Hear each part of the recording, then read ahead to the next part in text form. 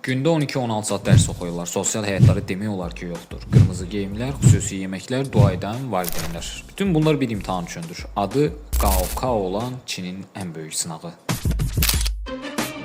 Birinci bölüm. Taliyin imtahanı.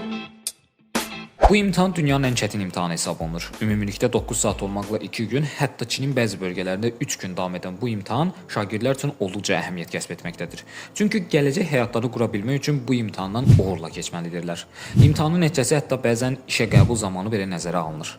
Ələxüsusda maddi imkanı zəif olan ailələrin övladları üçün çıxış yolu məhz bu imtahandan keçir. Bir çox valideynlər övladlarının imtahana daha yaxşı hazırlaşmaqları, onlara daha çox vaxt ayıraraq köməklik göstərmək üçün məzuniyyət götürür və ya işdən ayrılır. Bu baxımdan Gaokao Çində taliyin imtahanı olaraq da düşünülür. İkinci bölüm.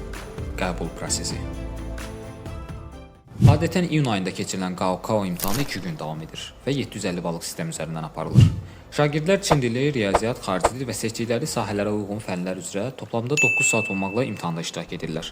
Ölkə əhalisi üçün imtahan o qədər önəmlidir ki, imtahan günləri nəqliyyat və tikinti işləri məhdudlaşdırılır. İmtahan binasına yaxın yerlərdə maşınların siqnal verməsi qadağan olunur. Taksilər şagirdləri imtahana pulsuz aparır. İmtahandan əvvəl valideynlər səs-küyün çox olmaması üçün qonaq qəbul etmir və ya övladları üçün ayrıca bir ev tutur. Əhalisinin sayına görə dünyanın ilk 2 ölkəsindən olan Çinin qəbul imtahanlarındakı iştirakçı sayının olduqca çox olması başa düşüləndir. Lakin bir çoxları üçün həyatlarının tək çıxış yolu olaraq gördükləri Gaokao'da iştirakçı sayı inanılmaz dərəcədə çoxdur. Belə ki, 2023-cü ildə dünya tarixində ilk dəfə bir imtahanda 13 milyona yaxın şagird iştirak edib. Amma Çinin öndə gələn universitetinə qəbul olmaq üçün olduqca yüksək bal tələb olunur. 750 balıq sistem üzərində yaxşı universitetə qəbul olmaq üçün 600-dən yüksək nəticə göstərməlisiniz. Qəbul olmaq o qədər çətindir ki, illərdir bu imtahana girib keçə bilməyənlər olur. Məsələn, Çində milyoner olan Liang Shi Gaokao imtahanı 27 dəfə daxil olub və heç birində uğurlu ola bilməyib. Onu da bildirim ki, bu 2023-cü ildə olan bir məlumatdır. O zamandan 3 il keçib. Axtardım, amma Liang Shi'nin bu keçən 3 ildə qəbul olub olmadığı ilə bağlı dəqiq məlumat tapa bilmədim. Əgər siz tapa bilsəniz, rəylərdə mənimlə bölüşməyi unutmayın, çünki mənə də çox maraqlıdır. Üçüncü bölüm. Dəlilər kimi oxumaq. Son 4 ildə bazar günləri xaric hər gün səhər 4-də oyanıb dərs oxuyuram. Əlimdən gələni etdim, amma hələ də biraz gərginəm. Bu sözlər imtahandan əvvəl Çinli bir şagirdin fikirləridir. Buradan da bəllidir ki, imtahan və imtahana hazırlıq mərhələsi çox gərgin və ağırdır. Hətta bu səbəbdən məktəblərdə psixoloq dəstəkləri də olur. Oxumaq, yenə də oxumaq dedikləri tam da bu uşaqları əks etdirir. İnanılmaz dərəcədə çox oxuyurlar. Az əvvəl də dediyim kimi, gün ərzində 12-16 saat dərs oxuyurlar. Uşaqlar nəinki əyləncəyə, heç istirahət etməyə belə çox vaxtları olmur. Çünki bu imtahandan keçmələri üçün dəlilər kimi oxumaq lazımdır. Gaokao imtahanına hazırlaşmaq üçün ölkədə müxtəlif məktəblər var, hansılar ki, bu imtahana uşaqları xüsusi olaraq hazırlaşdırırlar. Məsələn, hal-hazırda ekranda gördüyünüz adını belə tələffüz etməkdə çətinlik çəkdiyi məktəb onlardan biridir.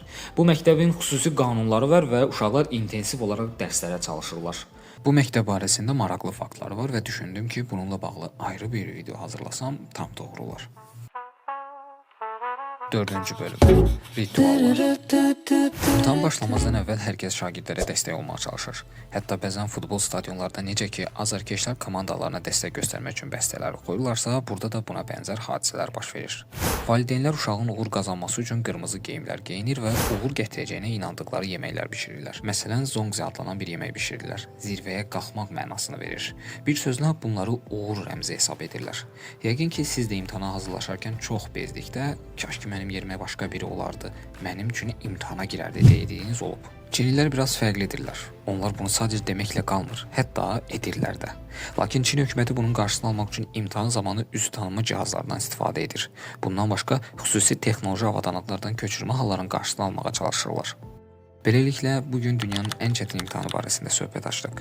Dünyada imtahan səviyyəsi olduqca çətin olan başqa imtahanlar da var. Əgər hansısa imtahan modeli haqqında danışmamızı istəyirsinizsə, rəy bölməsindən mütləq bildirin. Araşdıraq, öyrənək və sizlərlə bölüşək.